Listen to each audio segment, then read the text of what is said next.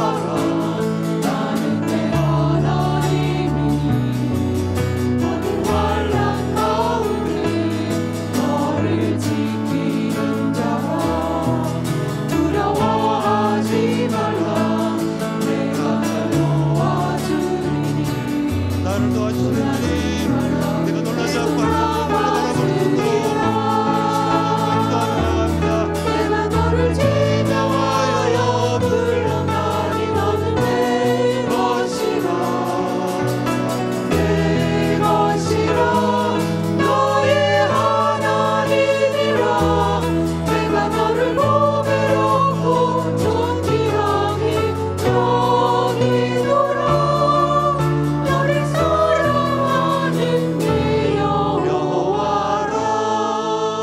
우리 예배를 위해 기도하며 나갑니다. 다 같이 기도하시겠습니다. 하나님, 우리 예배를 받아 주옵소서.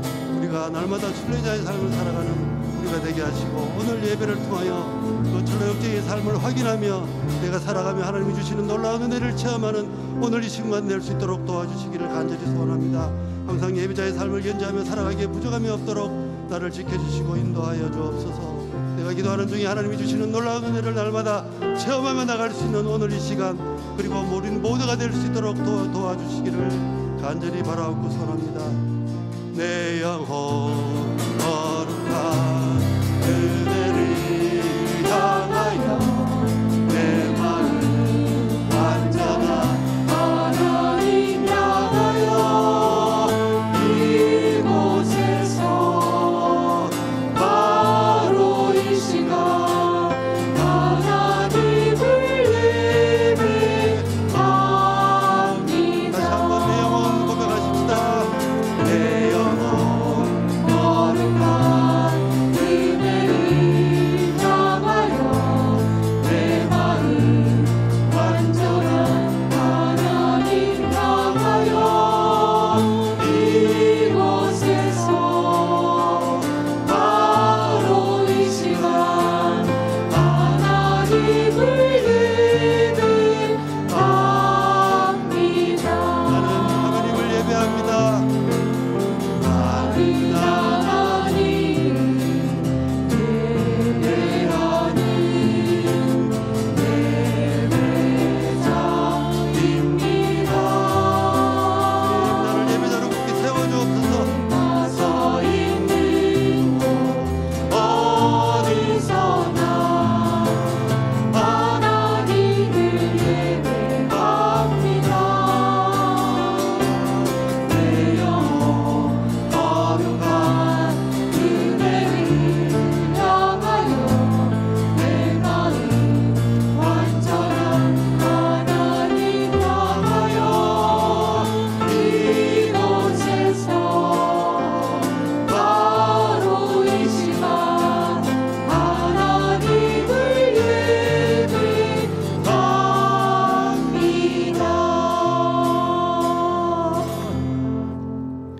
우리 함께 기도하겠습니다. 하나님 아버지, 감사합니다. 오늘도 하나님께서 주시는 새 생명 가지고 우리 샬롬샘 모임으로 저희 나올 수 있도록 모든 환경 열어주시고 인도해 주신 하나님께 감사와 찬송을 드립니다. 하나님, 저희가 죄로 죽었으나 하나님의 그 크신 사랑으로 저희를 구원하여 주시고 하나님의 말씀으로 말미암아 세임 얻어서 이렇게 노년에도 하나님을 예배하는 자리에 있게 하심을 또한 감사드리오니 이 자리에 모인 모든 하나님의 백성들로 인하여 하나님 영광을 받아 주시옵소서. 하나님, 저희가 그럼에도 더욱 하나님을 깊이 알기를 소원합니다. 아직도 죄에 대하여, 의에 대하여, 우리 예수 그리스도의 십자가에 대하여 알지 못하는 영혼이 있다면 하나님, 이 말씀을 통하여서 깨닫게 하여 주시고 새 생명 얻는 기쁨이 이 샬롬샘 가운데서도 솟아날 수 있도록 은혜 베풀어 주시옵소서. 하나님, 노년에 겪는 어려움을 우리 하나님 아버지 가장 잘 아시는 줄 믿습니다. 하나님께서 노년에 겪는 어려움으로 기도하는 심령마다 찾아가셔서 응답하여 주시고 그 아픔에 공감하여 주시고 그 아픔의 자리에 홀로 있지 않고 언제나 하나님 아버지 함께 계심을 알게 하여 주셔서 우리 노년의 삶이 어렵지 않도록 하나님의 은혜로 말미암아 넉넉히 이기는 삶이 되도록 하나님 은혜 베풀어 주시옵소서. 이제 말씀 듣습니다. 말씀 전할 때에 하나님 역사하여 주시며 우리의 영혼을 만져 주시옵소서. 감사드리며 우리 구주 예수님의 이름으로 기도합니다. 아멘.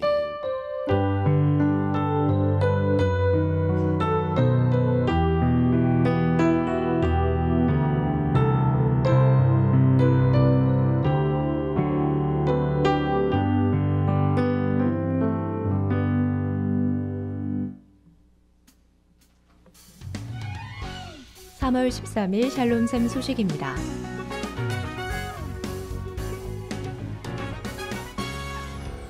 오늘부터 나의 철로 역정 점검하기가 시작됩니다.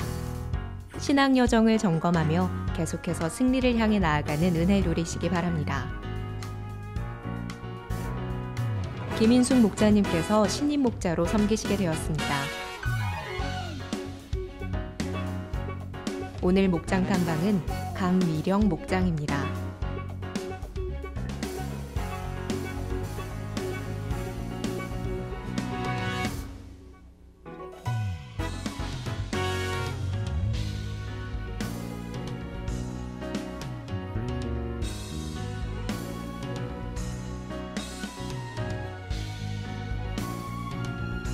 지금까지 샬롬샘 소식이었습니다.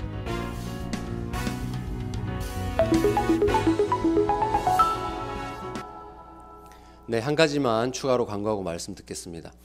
또 우리 샬롬샘에 너무 복된 소식, 또 새로운 목자님 오셨습니다. 우리 김인숙 목자님이신데요. 이 시간 잠시 앞으로 나오셔서 인사하실 때 우리 너무 샬롬샘 잘 오셨다고 우리 따뜻한 박수로 환영하겠습니다. 우리 김인숙 목자님이십니다.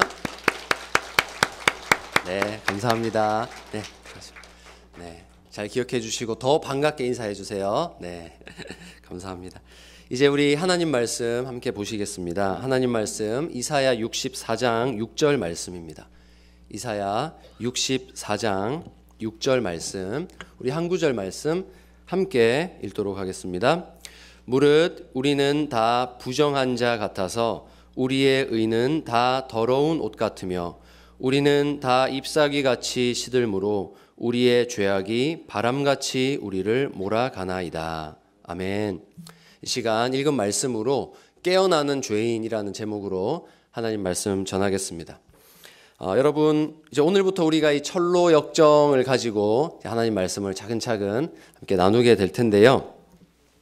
이 철로 역정이라는 것이 천국으로 가는 어떤 여정을 의미합니다. 우리가 천국으로 가는 동안에 경험해야 될 것들, 알아야 될 것들, 이것들이 이 책 속에 너무나 잘 녹아있기 때문에 우리가 한번 마치 신앙의 여정을 처음 시작하는 마음으로 함께 말씀을 나누고자 합니다. 그래서 이 책의 서문에 보시면 우리 이제 번역본 이거 지구촌 교회 이동원 목사님 계신 포이에마라는 출판사에서 이제 번역을 한 건데요. 이 책에 보시면 서문에 이동원 목사님이 이런 표현을 하셨어요. 오늘날에도 이 그리스도인들이 이 책을 많이 읽어야 된다고 하세요. 많이 읽어야 된다는 이유가 이 책을 읽으면 시행착오를 줄일 수가 있대요. 시행착오를. 우리가 신앙생활하면서 겪는 여러 가지 시행착오를 줄일 수 있다는데, 사실 근데 우리 샬롬샘 어르신들 같은 경우는 시행착오라는 단어와는 조금 이제 거리가 멀어지신 분들이잖아요. 인생에 너무나 많은 경험을 하며 여기까지 오셨고 수많은 시행착오를 거치면서 오셨기 때문에 사실 이게 와닿지 않을 수가 있어요. 그런데 그럼에도 불구하고 이 책이 중요한 이유는요, 아직 우리 앞에 가장 중요한 시험이 남아있기 때문이에요. 가장 중요한 시험. 우리가 그리스도인으로 살면서 통과해야 될 가장 중요한 시험 뭡니까? 사망을 이기는, 사망을 이겨야 되는 시험이 남아있기 때문에 너무나 중요하다고 할 수 있어요.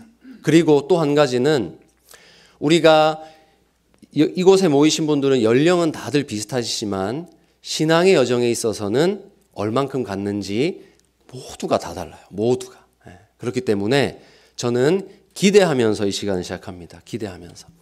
우리 샬롬샘에 이런 새싹이 돋아날 것을 기대하면서 저는 말씀 준비합니다. 왜냐하면 어쩌면 이 자리 가운데에 아직 이 여정을 시작하지 못하신 분이 계실 수 있거든요. 그 한 영혼이라도 이 말씀을 듣고 그렇구나. 내가 교회에 오래 나왔다고 해서 이 여정을 시작한 게 아니구나. 내가 시작해야겠다. 내가 일어나야겠다. 이 마음을 먹으신다면 그 한 영혼을 위해서 이 시간이 준비된 게 아닐까 싶어요. 그래서 저는 기대합니다. 노년에도 우리의 삶은 변화될 수 있고 변화되어야 합니다. 그래서 이 책 잠깐 앞에 한 번만 소개를 드리고 지나가겠습니다. 이 책입니다. 이 철로 역정을 가지고 함께 나눌 텐데요. 어떤 분이 이런 표현을 썼어요. 철로 역정은 영적 체험에 대한 백과사전이다. 백과사전. 백과사전은 모든 것이 다 설명이 되어 있잖아요. 그런 것처럼 우리가 신앙생활을 할 때 왜 이런 시험에 넘어지지? 왜 이런 것이 어렵지? 이런 기쁨은 어디서 오는 걸까? 하는 그런 거의 모든 것들이 이 책에 들어있어요. 아주 재미있는 이야기로 구성이 되어 있기 때문에 이해하는데도 참 쉬웠던 것 같아요. 그래서 이 책이 아직 구원의 도를 모르는 분들에게 큰 도움이 될 것이고요. 구원의 은혜가 있는 성도에게는 앞으로 나아가야 될 길에 대한 아주 좋은 안내서가 될 것입니다. 그래서 사실 한 19세기 말까지는 이 책이 교회에서 제자훈련 교재로 많이 사용이 됐어요. 제자훈련 교재.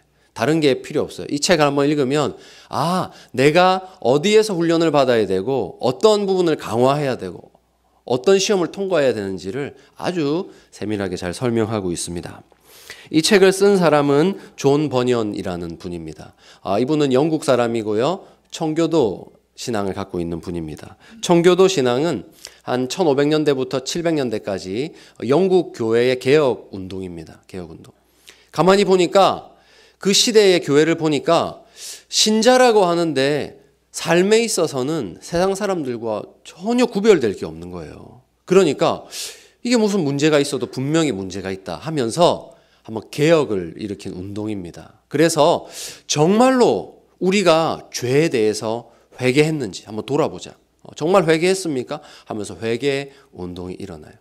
정말로 우리가 하나님 말씀을 따르고 있는지를 하나하나 점검해 가기 시작해요.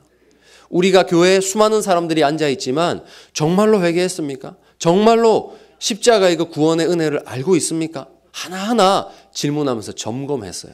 그러면서 일어난 운동이 이 청교도 운동이기 때문에 이 존 버니언이 쓴 책에는요, 회심과 성화에 대해서 굉장히 많이 강조를 하고 있어요. 내가 정말 거듭난 사람인가? 내가 정말 하나님의 은혜를 아는 사람인가? 이걸 돌아보게 해요. 그리고 성화의 과정. 내가 정말로 시험을 이기고 고난을 이기는 삶을 살고 있나 돌아보게 해요. 우리가 흔히 착각을 하는 것이 무엇이냐면 예수님을 믿으면 만사형통. 당연히 맞는 말입니다. 그런데 이 만사형통을 그냥 내 삶에 고난이 없을 것이라고 생각하는데 그게 아니라는 거죠. 예수님을 믿기 때문에 우리 삶에 찾아오는 고난이 있어요. 예수님을 믿기 때문에. 예수님을 모르면 이게 고난인지도 아닌지도 모르고 지나가 버리는 것인데 예수님을 믿으니까 생기는 고난이 분명히 있거든요. 그것에 대해서 설명해 줍니다. 그래서 새로운 인식을 갖게 해줘요. 이게 내가 잘못해서 나에게 닥쳐오는 고난이 아니구나. 내가 예수님을 믿고 저 천국 가는 길에서 반드시 이것과 싸워서 이겨야 되기 때문에 이런 고난이 찾아오는구나. 그것들을 알게 해줍니다. 그래서 저는 이 책을 읽으면서 이 말씀 전하면서 우리가 함께 이런 길을 걷기를 원합니다. 우리의 인생은요, 여러분이 예수님을 믿으시기 때문에 이제 신앙의 여정을 걸으셔야 됩니다. 우리가 걷는 길은 영원한 젊음이 있을 것만 같은 길인데요. 그렇지 않다는 거 이제 여러분 아시죠? 아직 저처럼 젊은 사람은 아직 그런 의미를 잘 몰라요. 아직도 이런 젊음이 계속 될 거라는 생각이 자주 들어요. 그런데 그렇지 않죠. 우리 인생에는 반드시 처음과 끝이 있습니다. 그러면 이 길은요, 그 누구도 대신 걸어주지 못하고 나 자신이 걸어야 됩니다. 내가 싸워서 이겨야 됩니다. 그래서 이 길에 대해서 우리가 한번 나누도록 하겠습니다. 이 철로 역정은 편안하게 기차에 몸을 싣고 떠나는 얘기가 아니고요. 이런 얘기입니다. 영원한 상급을 쫓아가는 한 남자의 이야기예요. 한 남자의 이야기. 그래서 이 남자가 나다 생각하고 한번 읽어보시면 참 쉽게 이해가 됩니다. 영적으로 무뎌지지 않기 위해서 우리가 어떻게 하면 깨어날 수 있는지에 대해서 이 책을 통해서 우리는 날로 새로워지고 속사람이 강건해지는 원리가 무엇인가 깨닫게 될 것입니다. 자, 꼭 힌트를 주면 엉뚱한 곳을 찾는 아이들이 있거든요. 예를 들어 선생님이 자 얘들아 이번 주 시험에 챕터 2에서 문제 많이 나올 거야 하는데 꼭 1과만 파는 애들이 있어요. 그런 애들은 어떤 애들이죠? 선생님 말씀 잘 안 들은 애들. 내가 공부하고 싶은 것만 하고 선생님 말씀 안 듣는 애들은 엉뚱한 곳을 파게 돼요. 그런데 이 책은 아주 꼭 봐야 할 것들에 집중하고 있다는 거 한번 주목하면서 보도록 하겠습니다. 여러분이 만약에 이 책을 사서 읽으신다면 뭘 주목하셔야 되냐면 이 남자에 대해서 주목하셔야 돼요. 이 남자는 지금 영원한 상급을 쫓아가고 있거든요. 그러니까 이 사람이 어디서 출발해서 어디로 가는지를 주목해서 우리가 봐야 돼요. 그리고 이 사람이 무엇을 하고 무엇을 하지 않는지를 주목해야 돼요. 그러니까 제가 편안하게 이제 한 남자의 이야기로 말씀을 드릴 텐데 여러분은 이 사람이 뭘 했더라? 이 사람이 뭘 안 했더라? 이걸 기억하셔야 돼요. 그리고 이 사람이 뭘 하다가 후회했더라? 이것을 주의 깊게 들으시면 아주 큰 도움이 되실 겁니다. 그리고 마지막으로 이 책에 들어가기 전에 이 책의 위험성을 제가 하나 경고를 해야 되겠어요. 이 책은 위험한 책이에요. 왜냐하면 이 말씀을 들음으로 인해서 이제 우리는 나그네가 될 것이기 때문입니다. 나그네. 아주 불편한 삶이라는 거예요. 정처 없는 건 아니죠. 우리는 분명히 천국을 향해 가기 때문에 걸어가는데 나그네의 삶은 피곤합니다. 온전히 내 털을 잡고 쉴 수 없기 때문에 피곤해요. 그런데 오늘 전할 하나님의 말씀은 우리를 그런 나그네로 만들 것이에요. 그래서 여러분 각오를 단단히 하시고 내가 누리고 있는 편안함을 잃어버릴 수도 있겠구나. 내가 지금 여기 걷기 힘들어서 편안하게 쉬고 있는데 하나님이 나를 더 걸으라고 하시는구나. 여러분 불편하실 수 있어요. 그러나 그런 나그네가 될 수 있다라는 각오로 이 말씀 함께 나누고자 합니다. 자, 이 책을 처음 열면 딱 이 부분에서 시작을 합니다. 한번 읽어보겠습니다. 시작. 영적으로 깨어나는 죄인. 이 부분 제가 잠시 책을 읽어드리고 시작하겠습니다. 제가 열심히 연기를 연습을 했는데 제가 한번 잠시 읽어드릴게요. 세상의 광야를 헤매다가 동굴이 있는 곳에 이르렀다. 거기서 하룻밤을 지내기로 하고 짐을 풀었다. 그러곤 깜빡 잠이 들었는데 꿈을 꾸었다. 지저분한 옷을 입은 남자가 자기 집을 외면한 채 서 있었다. 손에는 책 한 권을 들고 등에는 무거운 짐을 짊어졌다. 사나이는 책을 펴서 읽기 시작했다. 가만 보니 눈물을 쏟으며 몸을 덜덜 떨고 있었다. 나중에는 도저히 참을 수가 없다는 듯 큰 소리쳤다. 도대체 어떻게 해야 한단 말인가? 남자는 참담한 기분을 떨쳐버리지 못한 채 집으로 돌아갔다. 고민하는 걸 아내와 아이들에게 들키지 않으려고 안간 힘을 썼지만 얼마 못 가서 더 이상 버틸 수 없을 만큼 괴로움이 커졌다. 결국 무엇 때문에 그토록 힘겨워하는지 식구들에게 털어놓았다. 여보, 그리고 얘들아, 날 괴롭히는 이 진보다리가 점점 더 커지고 무거워지는 바람에 정말 견딜 수가 없어. 소문엔 하늘나라에서 불덩이가 쏟아져서 우리가 사는 이 도시를 잿더미로 만들 거라는데 그렇게 되면 우린 너나 없이 죽은 목숨이 될 거야. 도망갈 길을 찾지 못하면 우린 죽은 목숨이나 다름없어. 이 남자가 어떤 감정을 느끼고 있는지 이제 조금 아시겠죠? 이 그림은 그런 남자에 대한 설명입니다. 여러분, 영적으로 깨어난다는 것, 이것은 우리가 신앙의 여정을 걷는 데 있어서 처음으로 출발선에 선다는 겁니다. 여러분, 영적으로 깨어나셨습니까? 영적으로 깨어난다는 것의 의미를 우리는 분명히 알아야 됩니다. 많은 사람들이 영적으로 깨어났다, 영안이 열렸다 하면요, 귀신을 보는 줄 알아요. 귀신을 보는 줄 알고 또 뭔가 보통 사람의 눈에는 안 보이는 무언가를 본다고 생각을 합니다. 그리고 마치 미래의 일을 본다고 생각해요. 아닙니다.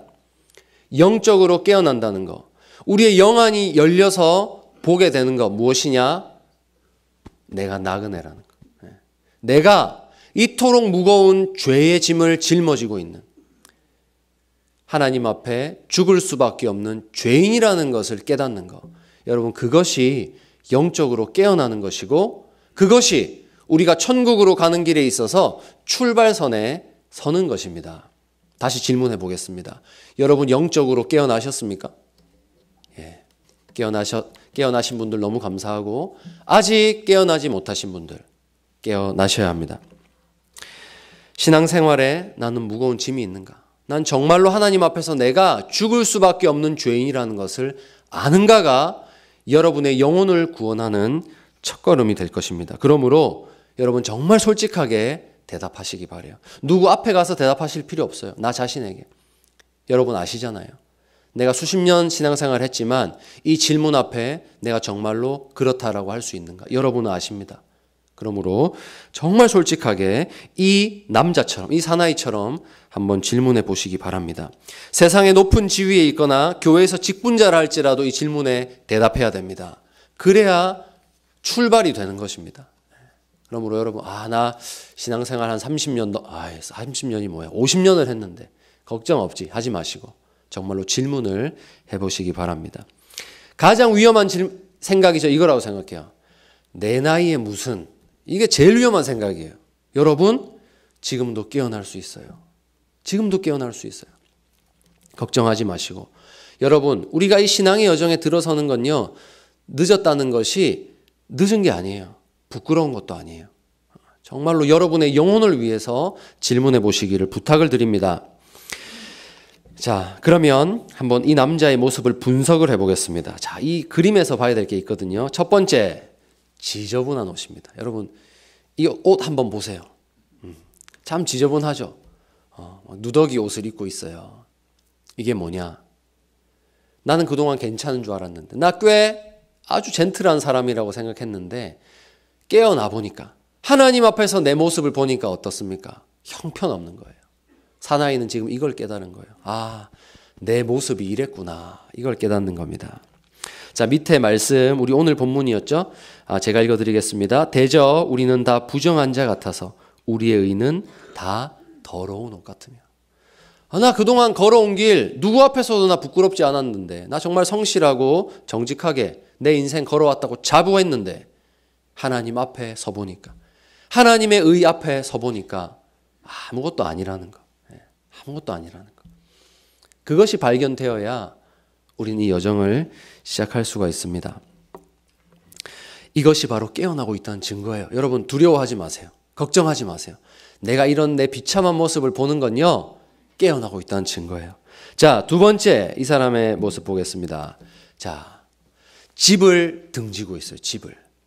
잘 안 보이실 텐데, 이 남자의 지금 발 밑에 보시면 저 멀리 지금 집을 떠나서 나온 게 보여요. 어떻습니까? 아주 멋진 도시죠. 멋진 도시에 원래 살고 있던 사람이에요.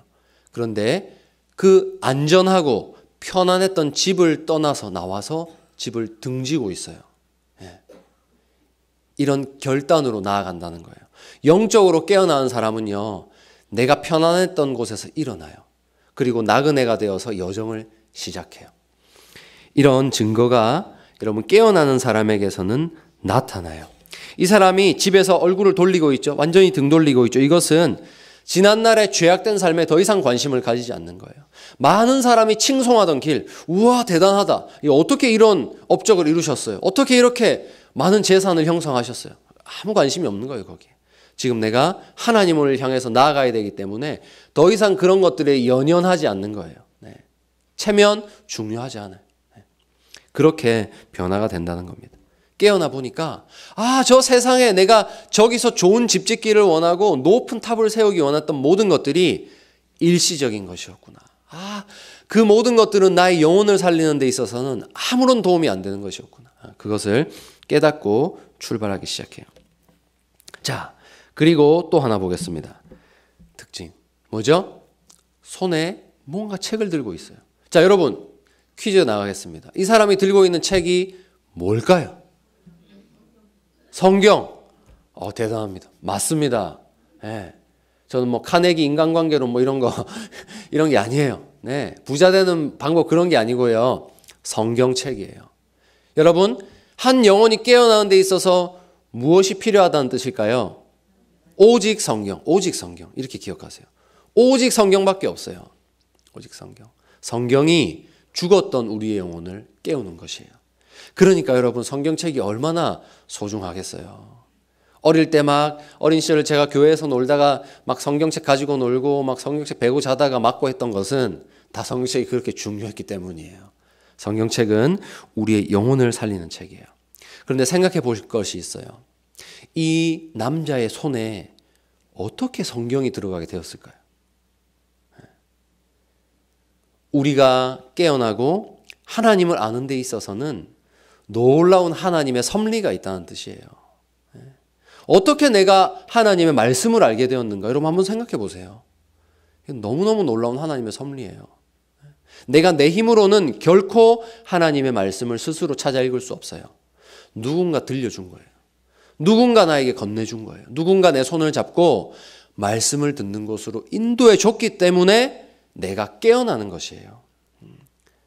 그러니까 지금 이 모습도 사실은 보이지 않지만 이 영혼을, 이 사나이를 구원하고자 하시는 하나님의 놀라운 섭리가 여기 있었다는 거예요. 여러분, 우리가 신앙생활을 시작할 때의 계기는 다양합니다. 옆집 사는 언니가 너무 좋았대요. 언니가 애 키우는데 너무 힘든데 누군지도 모르는 옆집 사는 언니가 와서 그렇게 도와주더래요. 막 애기 같이 봐주고 밥 해주고 이 언니가 나한테 왜 이러지? 근데 언니가 진짜 아무런 사심 없이 나에게 그런 사랑을 베푸는 거 보고 이 언니가 너무 좋았대요.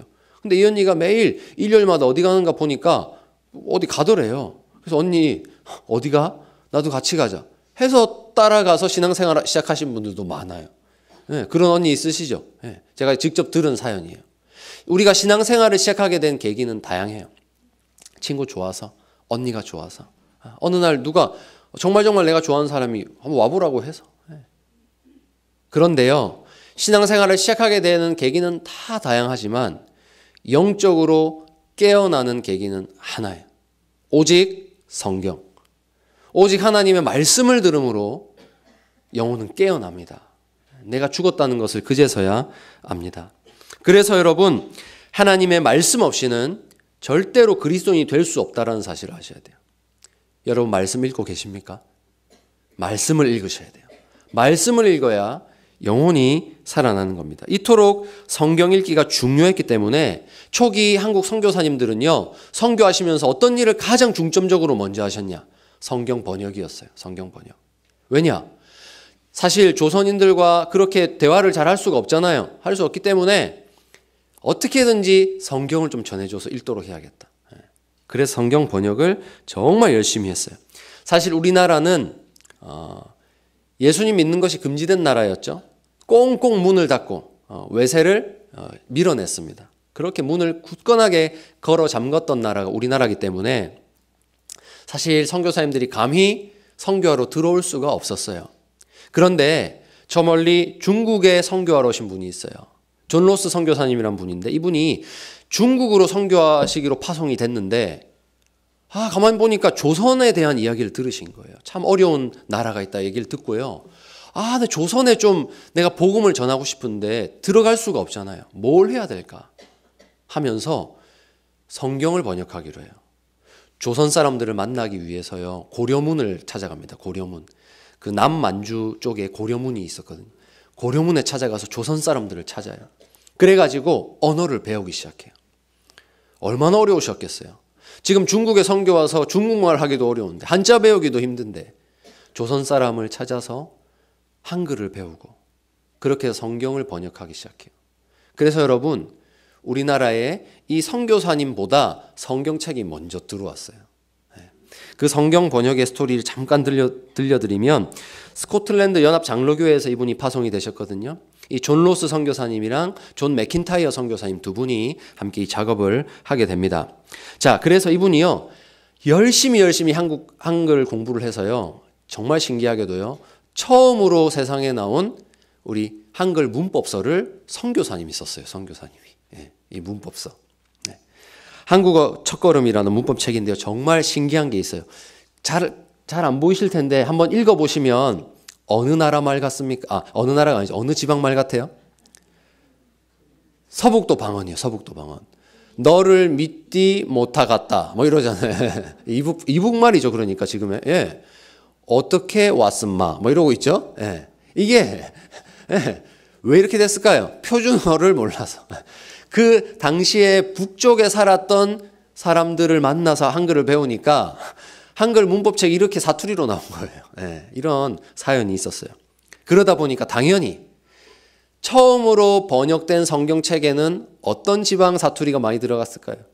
예, 이북지방 사투리가 많이 들어갔어요. 그래서 뭐 아바이 막 이런 게 막 나와요. 성경책에 보시면 1887년에 처음으로 신약 전서가 나옵니다. 87년에 예수 성교 전서 이렇게 해가지고 나와요. 예.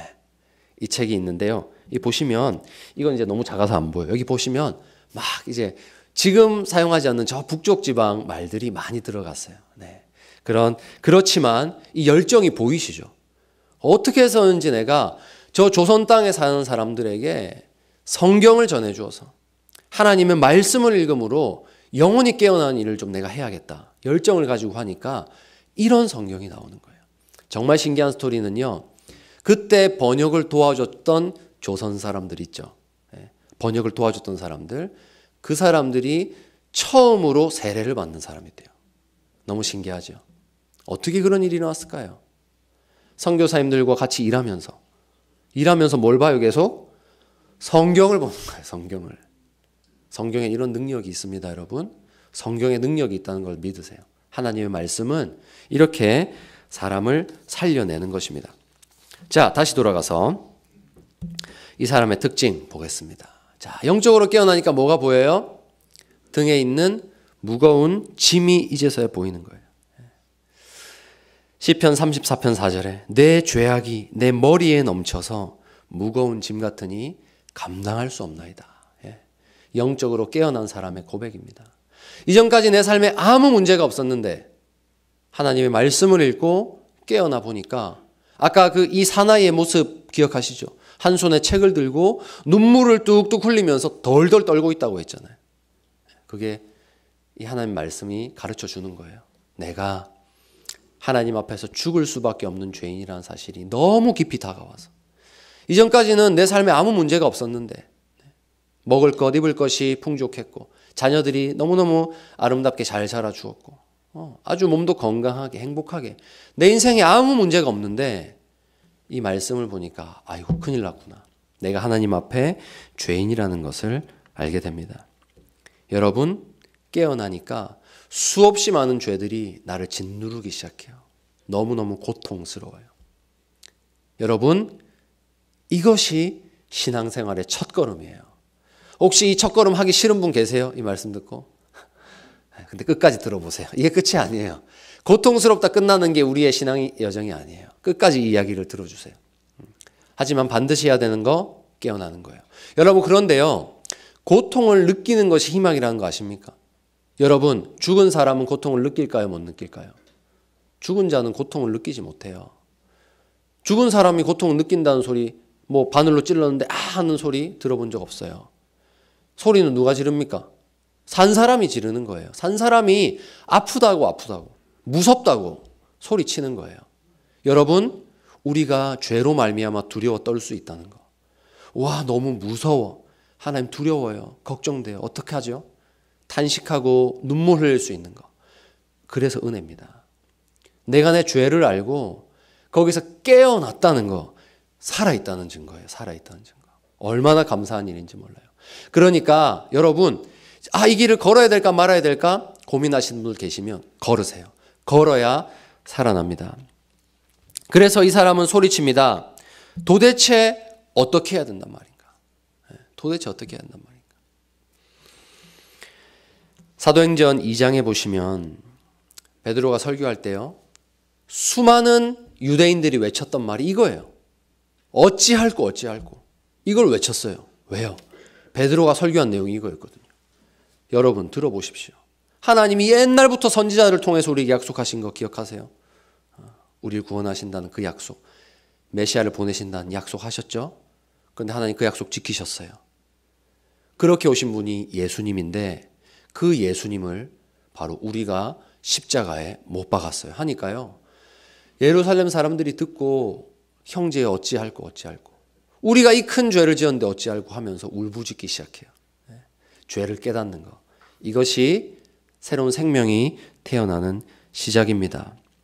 성경이란 거울에 비친 내 모습이 결코 아름답지 않다는 것. 내가 하나님 앞에 이런 남루한 죄인이라는 것을 알게 해줍니다. 그때부터 우리의 심령이 어떻게 되는지 아세요, 여러분? 부드러워지기 시작하는 거예요. 부드러워지기. 돌처럼 딱딱했던 마음이 하나님의 말씀으로 말미암아 탁 깨지기 시작하니까 그때부터 부드러워져서 손을 모으게 돼요. 하나님 어떻게 할까요? 하나님 도와주세요. 여러분 누구에게 이렇게 혹시 빌어본 적 있으세요? 잘 없으시죠? 사실 누구 앞에 무릎을 꿇고 제발 좀 살려달라고 이렇게 비는 거 인생에서 사실 겪기 힘든 일입니다. 그런데요, 마음이 부드러워지면 하나님 앞에 체면 차리지 않아요. 나 괜찮다고 스스로 으스대거나 자랑하지 않아요. 어찌할꼬 하나님 도대체 제가 어떻게 해야 됩니까? 도와주세요. 손을 모으고 엎드리게 되는 변화. 그 변화가 우리 마음을 부드럽게 하신 하나님의 역사 가운데 일어나게 됩니다. 그래서 여러분 신앙의 여정을 시작하기 원하시는 여러분 성경 앞으로 가십시오. 성경 앞으로. 그 누구도 해줄 수 없는 이 여정의 시작을 하나님의 살아있는 말씀 성경이 여러분에게 시작하도록 도와줄 겁니다. 자, 이렇게 남자가 깨어나다 보니까요. 문제가 하나 생겨요. 문제가. 바로 가족이에요. 가족. 네. 이 사람 결혼했거든요. 처자식이 있어요. 지금. 문제예요. 문제. 자, 여러분 보세요. 내가 지금 영원한 생명에 대해서 알았어요. 몰랐던 것을 너무 귀한 걸 알았어요. 여러분 가장 소중한 거, 가장 맛있는 거 누구 주고 싶으세요? 딱 가족 생각나잖아요. 맛있는 거 딱 먹으면 가족 생각나잖아요. 전해줘야 돼요. 그 일을 이제 남자가 하게 됩니다. 자, 처음에는 사실 이 남자가 말을 하지 못해요. 왜냐하면 우리 가족들이 이걸 이해할까? 왜냐하면 너무 말도 안 되는 이야기를 하니까 그런 거예요. 가족들이 날 이상하게 생각하지 않을까? 처음에는 말하지 않다가 큰일 났다. 이건 전하지 않으면 안 돼. 내 가족을 너무 사랑하니까 이제 전하기 시작해요. 그런데 가족들의 반응이 어땠을까요? 아버지가 정신병이 온 줄 알아요. 멀쩡했던 아버지가 갑자기 막 울면서 눈물을 막 뚝뚝 흘리면서 가족들에게 얘들아 지금 이 도시는 곧 불덩이가 떨어져서 망할 거야. 우리 이사 가야 돼. 하니까 가족들은요. 큰일 났구나. 우리 아버지가 일하시다가 지금 신경쇠약이 왔구나. 지금 정신적으로 지금 아주 지금 힘든 상황이구나. 이렇게 해버려요. 여러분 지금 자녀에게 전화하셔서 얘들아 지금 거기 불덩이가 떨어지는데 이사 가자 하면 뭐라고 하겠어요 자녀들이. 당장 아마 찾아올 거예요. 어머니 고기 드시러 가세요 하면서 찾아올 거예요. 그런 일이 일어난다는 거예요. 우리가 처음으로 복음을 듣고 믿지 않는 가족들에게 복음을 전할 때 마주치게 되는 어려움이 바로 이런 거잖아요. 어머니 왜 그러세요? 어머니 편찮으세요? 어머니 여행 가요. 너무너무 어머니 아버지를 걱정해서 자녀들은 오히려 이렇게 걱정하잖아요. 지금 가족들이 나쁘다라는 얘기가 아니에요, 여러분. 당연히 깨어나지 않은 사람은 이렇게 반응할 수밖에 없다는 거예요. 깨어나지 않은 사람은 알 수 없어요. 알 수 없기 때문에 이런 반응은 당연한 거예요. 그러므로 하나님께서 그 가족들도 눈을 열어주셔야만 가능한 일입니다.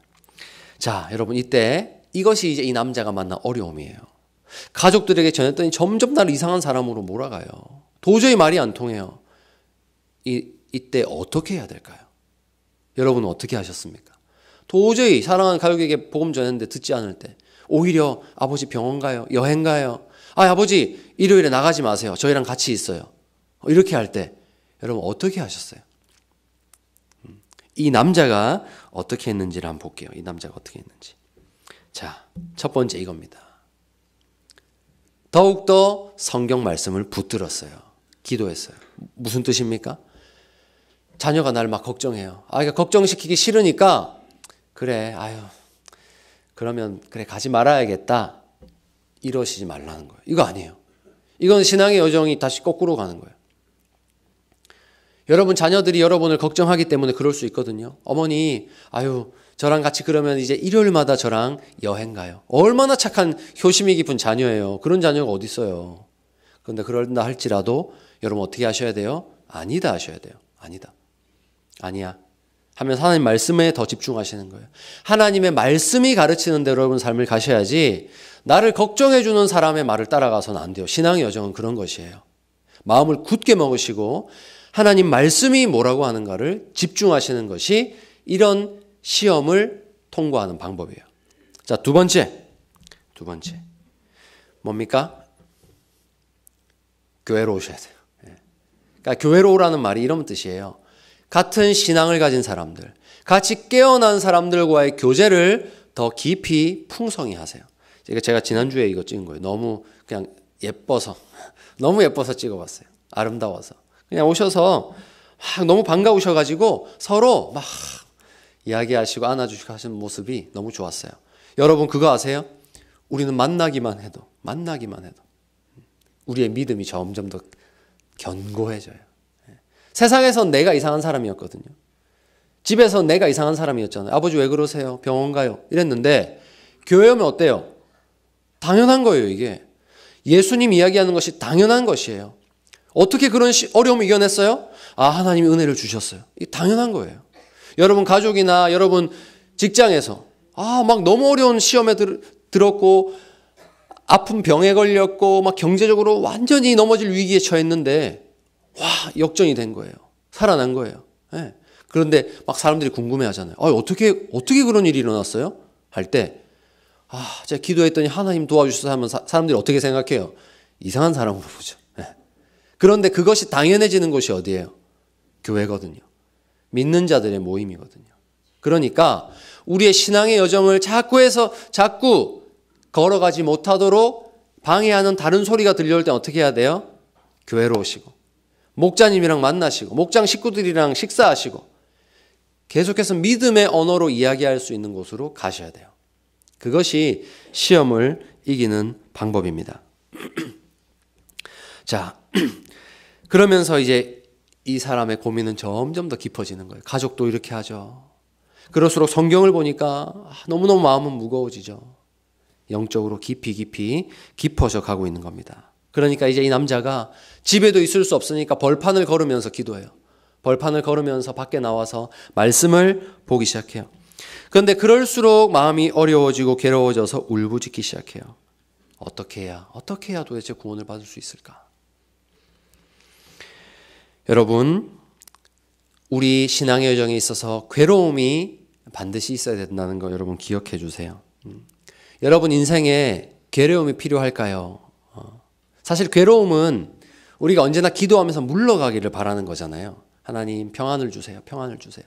괴로움은 언제나 물러가기를 바라는 것인데 영적으로 깨어나는 데 있어서는요. 괴로움은 필수예요. 필수.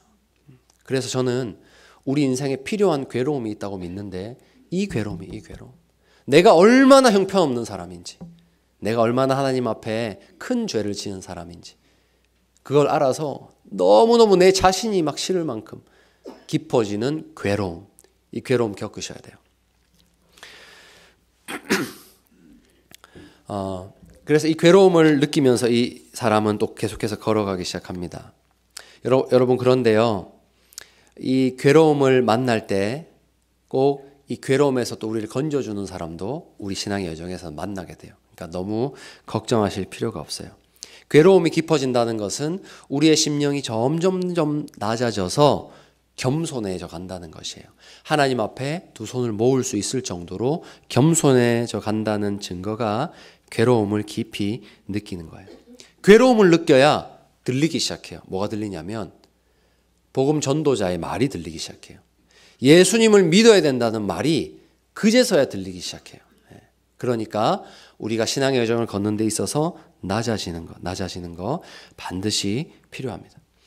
자, 이렇게 남자가 괴로워하고 있는데 한 다른 남자가 이 사람에게 다가가고 있는 게 보였어요.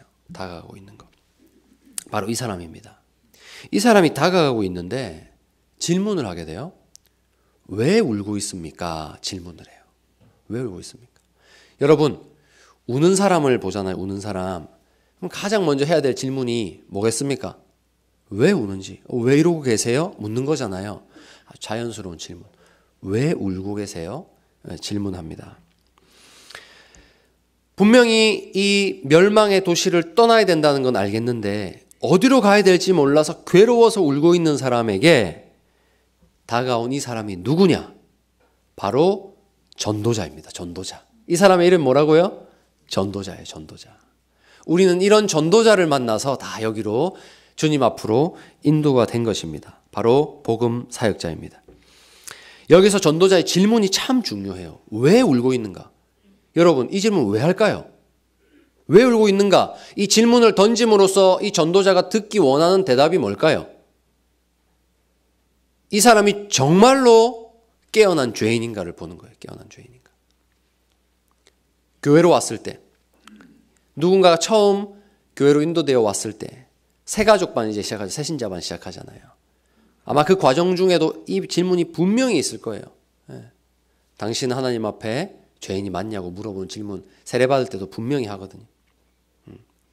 이 사람이 지금 왜 저 도시에서 나와서 울고 있는지를 정확히 들어야 돼요. 그래야 전도자는 다음 스텝을 알려줄 수가 있어요. 막 울고 있는데 가가지고 왜 우세요 하니까 오늘 점심 때 고기를 먹고 싶었는데 못 먹어서 이러면 아직 이 사람은 준비가 안 된 거예요. 내가 말씀을 읽었는데 어디로 가야 될지 몰라서 내가 정말 죽겠어요. 이런 대답을 들을 때에 우리는 다음 행선지를 알려줄 수가 있는 거예요. 전도자는 그런 역할을 하는 겁니다. 그래서 전도자는 확인을 하고 올바른 포인트를 짚어주는 역할을 하는 것이에요. 여러분, 누가 병원에 갔는데 문을 열고 똑똑 문을 열고 의사 선생님 보려고 들어가자마자 여기가 아파서 오셨군요. 제가 진단서 써드릴게요. 하는 이런 의사는 명의일까요? 돌팔이일까요? 제가 잘 모르지만 이런 분은 돌팔이입니다. 좋은 의사는요, 일단은 들어봐요. 이 사람이 어디가 아파서 왔는지를 다 들어봐요. 들어보고 또 본인의 지식을 가지고 정말로 이 증상이 이때 나타나는 게 맞는지 확인하고 또 질문을 하거든요. 질문을.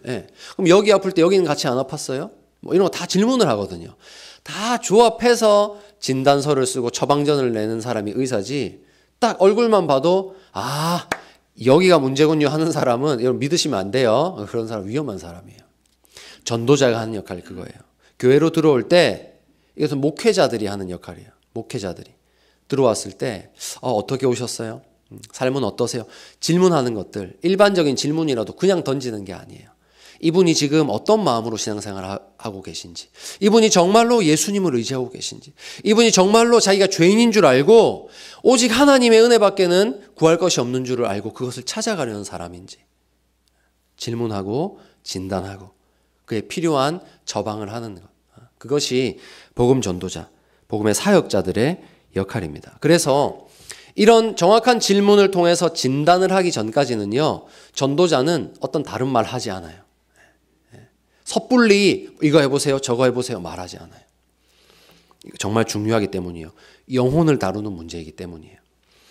자, 그래서 이 사람이 가르쳐 줍니다. 지금 이 울고 있는 사람은 여정을 시작했구나. 이 사람 분명히 지금 신앙의 여정을 시작한 사람이 맞아라는 판단이 딱 서니까 다음 여정을 알려줘요. 자, 저 멀리 좁은 문이 서 있는 거 혹시 보이세요? 라고 다 가르쳐요. 하나님의 말씀으로 다 가르쳐 주는 거예요. 저 문으로 가셔야 됩니다. 그런데 문제가 있어요. 보입니까? 했는데 이 남자가 뭐라고 대답했을까요? 안 보이는 거예요. 큰일 났어요. 분명히 복음 사역자가 저 문 보이세요? 하고 가르쳐 주는데 안 보여요. 그럼 어떻게 된 걸까요? 이 사람 잘못 깨어난 걸까요? 다시 집으로 가야 될까요? 아니에요. 안 보입니다. 대답 들었죠? 그러면 이 복음 전도자는 다시 생각하는 거예요. 여기가 안 보이는구나. 멀구나. 그러면 다르게 한번 질문해 봐야겠다. 다른 것을 알려줘야겠다. 여러분, 우리가 복음을 들었다고 해서 어떻게 이 진리를 다 한 번에 이해하겠어요? 시간이 필요하다는 걸 기억하시고 걱정하지 마세요. 오늘 샬롬생 가서 이런 말씀 들었는데 나도 지금 걱정이 돼. 어디로 가야 될지 모르겠어 했는데 한 번에 다 아는 거 아니에요. 여러분, 이 이야기를 끝까지 한번 들어주세요. 끝까지 참고 들어주세요. 한 번에 아는 거 아니에요. 자, 그래서 복음 전도자가요, 다른 길을 가르쳐 줍니다. 바로 이것이에요. 자, 그럼 저만치 비치는 환한 빛은 보이세요? 하니까 그 빛은 보인다는 거예요. 희미하지만 뭘 알았어요 지금? 방향을 알았어요. 방향을. 이렇게 질문을 하는 거예요. 이렇게 한 걸음 한 걸음 나아갈 수 있도록 가르쳐 주는 거예요. 여러분, 참 교회 들어왔을 때 사람들을 어렵게 하는 이야기들이 있어요. 너무 저절로 믿어진 것처럼 말하는 거. 그러니까 이게 표현을 잘 이해하셔야 되는데 교회 안에 들어오면 그런 얘기 많이 하거든요. 아, 내가 죄인이라고 하나님 말씀하시는데 막 아멘 하면서 그렇지. 그러면요, 여러분, 교회 처음 온 사람들은요, 옆에서 이상하게 생각해요. 이게 안 믿어지는데 이 사람들은 어떻게 이걸 믿고 아멘 하는 거지? 우리가 믿는 사람들이 나누는 평범한 대화 있잖아요. 여러분 죄인인 거 아세요? 아멘, 네, 죄인입니다. 이걸요, 처음 들어온 사람은 그렇게 느낄 수가 없어요. 알지 못해요. 지금 이 사나이가 그렇다는 거예요. 처음 들어와서는 다 알지 못하거든요. 그러면 스스로 많이 위축돼요. 아, 하나님은 저렇게 하나님 백성들을 저렇게 알게 해주시고 깨닫게 해주시는데, 저렇게 저절로 알게 되는데 왜 나는 모르지? 나는 안 보이지? 너무너무 위축돼요. 그런데 여러분, 걱정하지 마세요. 걱정하지 마세요. 하나님이 반드시 서서히 보여주셔서 이제 믿음의 성장이 있는 것이지, 처음부터 아는 사람은 절대로 없어요. 그 희미한 빛이라도 빛을 보고 천천히 걸어가시기만 하면 되는 것입니다. 제가 첫 시간이다 보니까 너무 열심히 준비해서 지금 시간이 조금 오버가 됐는데, 이 파트까지만 이제 마무리하고 다음 주부터 양을 조절을 하겠습니다. 이걸 끝이 내야 같이 기도할 수 있기 때문에 이해를 부탁드립니다. 자, 이렇게 수준에 맞게 차근차근 인도하는데요. 여러분, 여기서도 전도자의 모습을 잘 보세요. 저 문으로 가라고 했다가 빛을 따라가라고 해요. 절대로 전도자가 하지 않는 말이 있어요. 그거 나에게 오세요, 이 말이에요. 어디로 갈지 모르는 사람은요, 좀 불안한 사람이잖아요. 두려움이 있는 사람이잖아요. 근데 그 앞에 항상 전도자는 예수님의 십자가를 제시하고 하나님의 은혜를 제시하는 사람이지 사람을 제시하지 않아요. 나를 따라오세요 하지 않아요. 이런 사람들, 나 따라온 사람들, 나만 믿어하는 사람들이 무슨 사람인 줄 아세요? 이 사람들이 이단들이에요. 네. 지금 수없이 우리나라에도 많은 이단들, 그 사람들이 말한 게 이거예요. 두려워 떨면서 어디로 가야 될까요? 하는 사람들에게 빛을 보여주고 문을 가르쳐주는 게 아니라 자기를 보여주고 자기 사람을 만들려는 것들. 이런 사람들이 이단입니다. 절대로 조심하셔야 됩니다. 자, 그래서 여기서 중요한 것. 자, 사나이의 입장에서 중요한 게 있어요. 대답을 베끼면 안 된다는 거예요. 대답을 베끼면 안 돼요. 지금 우리는 한 사나이의 이야기를 읽고 있지만 이렇게 길을 찾아 떠나는 사람들이 우리 주변에 얼마나 많겠어요. 교회 안에 수많은 새신자들이 있거든요. 그런데 그 새신자 여러분들, 신앙의 여정을 시작하신 분들 절대 하시면 안 되는 게 있는데, 그것은 내가 다 알지도 못하면서 교회 안에서 통용되는 그런 언어들을 따라 하시지 말라는 거예요. 부끄럽다고.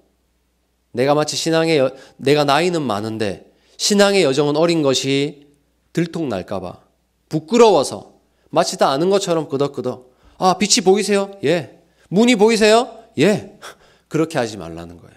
안 보이면 안 보인다 해야 복음 사역자가 거기에 맞춰서 하나님의 말씀을 가르쳐 드리지, 다 보인다고 해버리면 영적 상태를 올바르게 파악할 수가 없어요. 옛날에 어린 시절 한번 기억해 보세요. 저 때도 그랬어요. 학교에서 막 이제 보건소에서 막 이런 시력 검사 하잖아요. 막 검사하면은 막 그때는 막 선생님께 칭찬받는 게 너무 좋잖아요. 그래서 자기 시력 검사인데 이것도 뺏기는 애들이 있었어요. 그래가지고 막 잘한다. 너 시력 뭐 1.5야? 오와 좋네. 막 2.0이야? 오와 어떻게? 이런 칭찬이 듣고 싶어서 막 몰래 봤다가 외워가지고 막 네, 3, 네, 오른쪽 자동차 막 이런 애들이 있었거든요. 근데 이렇게 되면 누구 손해예요? 자기 손해거든요. 자기 눈 시력 안 좋은 거 알았으면 빨리 가서 안경 맞추고 해야 되는데 뺏겨가지고 하면요, 시력 교정할 수 있는 시기를 놓쳐요. 그렇게 하시지 말라는 거예요. 교회 안에 있다고, 나이가 많다고, 내가 알지도 못하고 이해되지도 않는 것에 대해서 알지, 다 경험했지. 그것이 위험해요. 정말로 신앙의 여정을 여러분 걸어가신다면요, 솔직하세요. 그것이 가장 아름다운 모습이에요. 모르는 건 모른다. 하셔야 여러분 옆에 계신 목장 식구들도 여러분을 위해서 뭘 기도해야 될지를 알아요. 그래서 꼭 솔직하게 하시기를 바라요. 자, 그리고 지금 이 전도자가 계속해서 물어보잖아요. 물어보고 보여주고 물어보고 보여주고. 지금 이게 뭐 하고 있는 건지 아시겠어요? 이거예요. 하나님의 약속을 보는 훈련을 시키는 거예요. 우리 인생에서 신앙의 여정 걸어가는 데 있어서 궁금증이 들고 어디로 가야 될지 모르고 하나님 한 걸음도 제가 어디로 가야 될지 모르겠습니다 할 때 있잖아요. 그때 뭘 하라는 거예요? 하나님의 약속을 보라는 이 훈련을 시켜주는 거예요. 사실 전도자에게 찾아간다고 해서 답이 없어요. 여러분 목사님들 찾아간다고 답이 없어요. 뭐 하셔야 돼요? 하나님의 약속, 하나님의 약속. 내가 어디로 가야 될지 모를 때는 계속해서 하나님 뭐라고 하셨지? 하나님 뭐 약속해 주셨지? 이걸 보는 훈련을 복음 전도자들이 시켜드리는 것이지 진짜 걸어가는 것은 여러분이 하셔야 돼요. 복음 전도자가 항상 여러분 옆에 있는 게 아니에요. 하지만 하나님은 항상 계세요. 그래서 이 약속을 보여주는 훈련을 하고 있습니다. 자, 그래서 반복해서 이 훈련을 하다 보면요, 여러분 점점 길이 보여요. 그래서 신앙의 여정을 시작하시는 분들 성경 열심히 보시길 바라요. 꾸준하게 정해놓고 시간과 장수를 정해놓고 보시기를 추천합니다. 복음 전도자는 금방 저 문을 향해서 가는 방법을 설명하지 않아요. 바로 답을 설명해 주지 않아요. 작은 훈련부터. 아, 교회 처음 오셨군요. 성경을 읽어보세요. 성경을 매일 한 장씩 읽어보시는 게 어때요? 차근차근 훈련하는 거예요. 식사하실 때 기도해 보세요. 이런 차근차근 훈련을 시켜서 저 문까지 갈 수 있도록 돕는 일을 합니다. 여러분 분위기 따라, 친구 따라, 체면 따라 대답하지 마시고 진지하게 여러분의 영적 상태를 진단해 보시고 말하세요. 그것이 가장 아름다운 모습, 살아나는 모습입니다. 자, 이제 거의 다 왔습니다. 자, 이제 남자는 달려가기 시작해요. 아, 그렇구나. 왜냐하면 지금 일단 집에서 나왔는데 어디로 가야 될지 몰라서 방황했는데 전도자가 길을 가르쳐 줬잖아요. 그러니까 이제 갈 방향이 생긴 거예요. 자, 걸어가는데, 자, 퀴즈. 걸어가야 될까요? 뛰어가야 될까요? 걸어가요? 자, 여기서 답은 뛰어가는 거예요. 뛰어가는 거. 여러분, 이 운동선수들 땅 소리 나고 뛰어갈 때 혹시 뛰면서 뒤에 2등 어디쯤 오나 이렇게 돌아보는 사람 본 적 있으세요? 없죠? 7등 누구일까 이렇게 막 확인하는 사람 없죠? 네. 뛰는 거예요. 신앙의 여정을 시작했으면요, 여러 가지 우리의 신앙의 여정을 주저앉히려는 시험들이 들려오고 가족들이 여보 어디가 왜 그래? 여보 밥 먹고 가 막 이런 소리 들려오잖아요. 들려올 때 어떻게 해야 시험을 이길 수 있냐? 뛰어가야 이길 수 있어요. 걸어가면 다 들려요. 자꾸 걸어가면 들리고 고민하게 되고 슬금슬금 멈췄다가 그래 저녁 밥은 먹고 가자 하고 돌아가게 된단 말이에요. 뛰어가야 됩니다. 신앙의 여정은. 자, 뛰어가는 것이 중요한데 이것은 천국을 향한 확고한 의지의 표현이에요. 여러분 깨달으셨다면 이제 끊어낼 거 끊어내셔야 돼요. 뭘 끊어내셔야 되는가?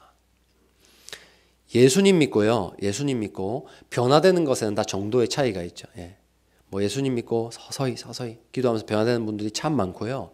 이런 사연들 들은 적이 있어요. 어떤 심령의 어떤 변화보다도 이것은 외적으로 내가 이제 예수님 믿었으니까 이거 안 해 라고 탁 끊는 거 있죠. 이런 것들이 뛰어가는 거예요. 나 이제 예수님 믿었으니까 내 24시간 중에 성경 읽는 시간이 없었는데 나 오늘부터 성경 읽을 거야. 정하는 거, 의지를 가지고 행동하는 거, 이게 뛰어가는 거예요. 남자들의 세계에서 예수님을 믿고 뛰어가는 가장 확실한 증거, 저 이 이야기 많이 들었어요. 주일에 골프 치러 가는 걸 끊었다 하면은 이 사람은 변화된 사람이다. 그러니까 어느 정도 리스펙이 있더라고요. 주일에 골프 치러 가는 걸 안 가고 교회를 왔다고 하면 남자들은 어느 정도 이렇게 인정이 되더라고요. 그런 것처럼 있죠.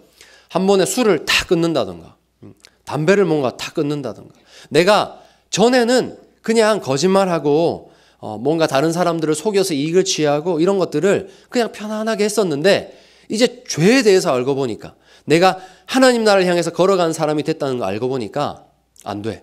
슬금슬금 그런 거 하면서 나 교회 갈 수 없어. 나 그런 행동 계속 나와 함께 가면서 나 하나님 섬길 수 없어 하고 딱 끊어내는 분들이 있죠. 그런 게 뛰어가는 거예요. 여러분 이런 결단이 여러분 삶에 있기를 바랍니다. 그냥 대충 그런 행동들 다 가지고 천국 가지 마시고 끊어내고 하나님 제가 뛰어갈게요. 제가 천국으로 뛰어갈게요. 하고 딱 끊어내시기를 바랍니다. 이것이 우리가 노년의 열정을 불태울 분야예요. 여러분 노년의 열정을 불태우시려 하니까 조금 마음이 좀 언짢은 분도 있으실 수 있는데 제가 권면을 드립니다. 노년의 열정을 불태워야 돼요. 나의 악한 습관들, 나의 평생을 나를 따라오는 악한 습관들 있죠. 끊어내시고 선하고 좋은 습관들을 지금이라도 만드십시오. 그것이 우리가 뛰어가는 것입니다. 자, 그런데 이 남자에게 계속해서 시험거리가 들려와요. 아버지나 어머니를 나보다 더 사랑하는 자는 내게 합당하지 아니하고 아들이나 딸을 나보다 더 사랑하는 자도 내게 합당하지 아니하며. 이 사람이 뛰어갈 때 가족들의 소리가 들려오잖아요. 전도자가 훈련시켰죠? 성경을 본 거예요. 하나님의 약속의 말씀 보니까 뭐라고 하세요? 나보다 더 사랑해서는 안 돼. 말씀하시는 거예요. 자, 여기서 하나 오해를 풀고 가자면 그렇다고 해서 가족을 다 버리라. 이게 아니에요. 철로역정도 2탄이 있거든요.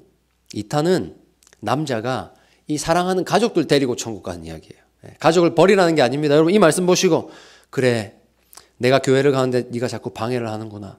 이제 넌 내 아들이 아니야. 이렇게 끊지 마시고 가족 사랑하면서 계속 기도하면서요. 그 가족들의 교회 가시지 마라. 하나님 믿지 마라. 이런 시험들은 딱 내려놓고 뛰어가시되 가족은 끝까지 품으셔야죠. 끝까지 품는 게 하나님이 우리에게 맡기신 거잖아요.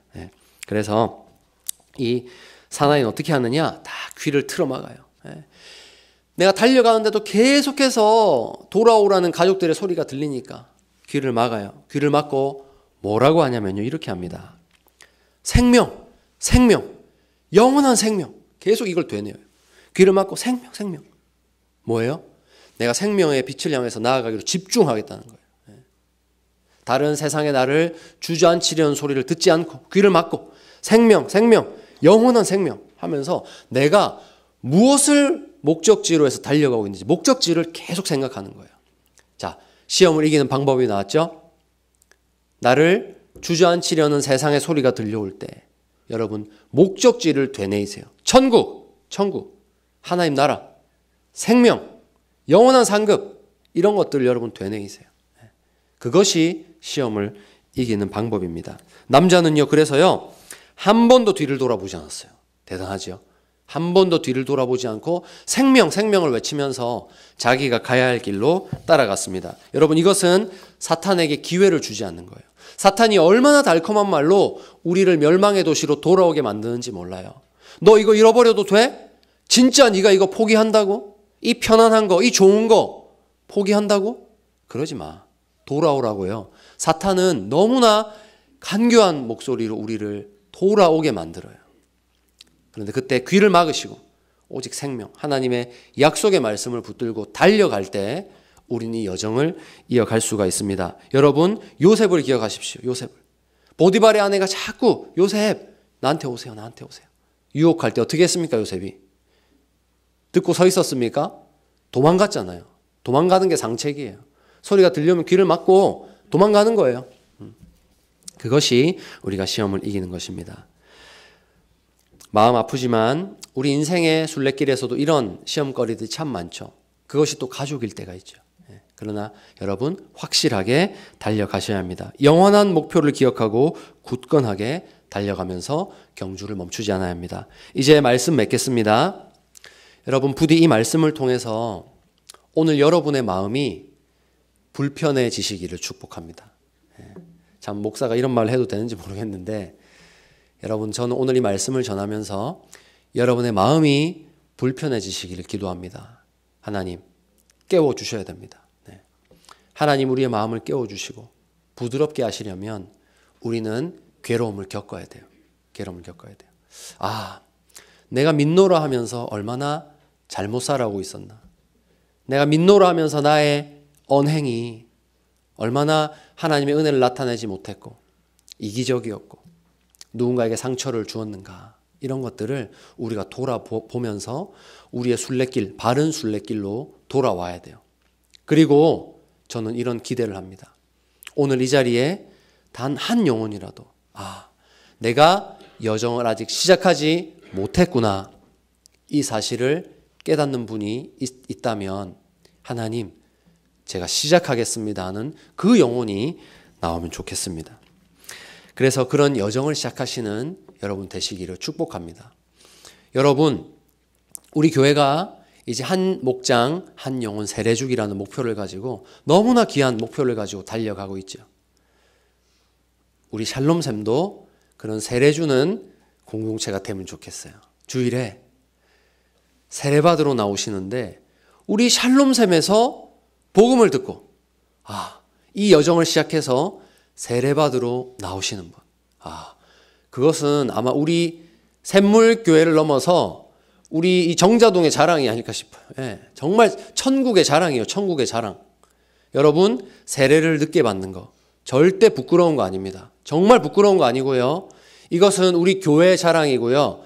샘물의 자랑이에요. 샘물의 자랑.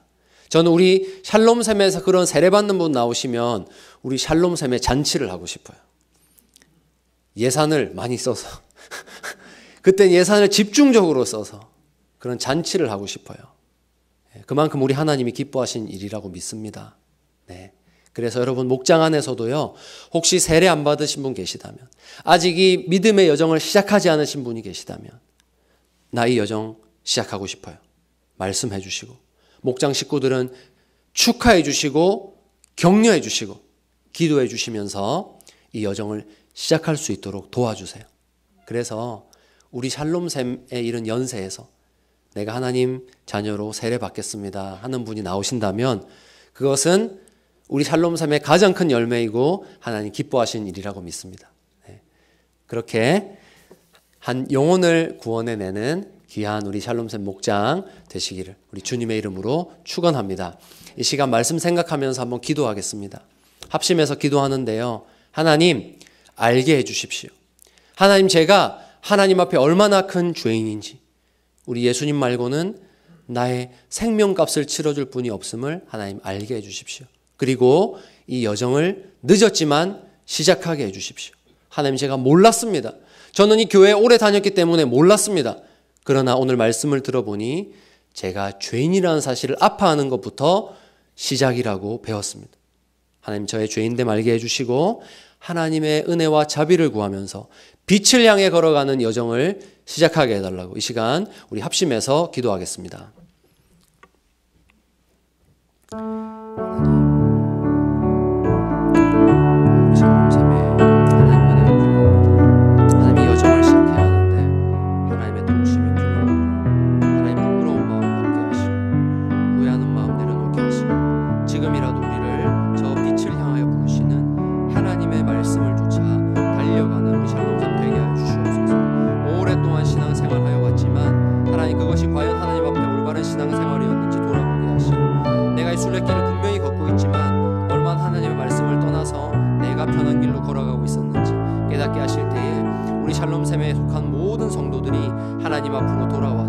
하나님께서 원하시는 순례길을 걸어갈 수 있도록 하나님 은혜 베풀어 주시옵소서. 하나님 아버지, 감사합니다. 오늘도 하나님의 말씀을 통하여서 하나님의 의 앞에서는 우리가 아무것도 내세울 것 없는 누더기를 걸친 죄인이란 사실을 알게 하시니 감사합니다. 이 말씀 앞에 저희가 저의 모습을 인정합니다. 하나님, 저희는 하나님이 구원해 주시지 않는다면 결코 하나님 나라 갈 수 없는 더럽고 추한 죽어있는 죄인이오니 하나님, 하나님의 크신 긍휼하심으로 은혜를 베풀어 주시옵소서. 하나님, 오늘 이 말씀이 영혼을 살리는 말씀 되기를 원합니다. 하나님, 오랜 신앙생활 하고 있었지만 하나님께서 원하시는 길을 떠나서 내가 편한 길을 찾아가고 있었던 성도들이 있다면 원래 걸어야 할 길로 돌아오게 해주시고, 또 이 길을 걷고 있는지 모른 채 자신의 삶을 따라가던 영혼이 있다면 하나님께서 부르시는 저 빛을 향하여 걸어가는 이 위대한 믿음의 순례길을 시작할 수 있도록 은혜 베풀어 주시옵소서. 하나님, 깨어나는 영혼이 있음에 기뻐하고 축하하는 우리 샬롬샘 되게 하여 주시고, 한 영혼이라도 주 앞으로 돌아와서 세례받는 역사 일어나는 샬롬샘 되게 하여 주시옵소서. 오늘도 이 믿음으로 이번 한 주의 삶을 또한 걸어갑니다. 하나님 예비하신 은혜로 하나님 준비하신 복음 전도자 도울 자들을 보내어 주셔서 이 길 걸어가는 우리 샬롬샘 어르신들이 고나고 지칠 때마다 하나님 베푸시는 도움을 얻어 일어날 수 있도록 은혜 베풀어 주옵소서. 감사와 찬송을 드리며 우리 주 예수님의 이름으로 기도합니다. 아멘. 이제는 우리 구주 예수 그리스도의 은혜와 하나님의 사랑과 성령의 교통하심이 주의 말씀의 빛을 받음으로 말미암아 깨어난 죄인으로 이 믿음의 여정을 시작하기를 소원하는 사랑하는 모든 샬롬샘 성도들 위해 지금부터 영원토록 함께 있을지어다. 아멘.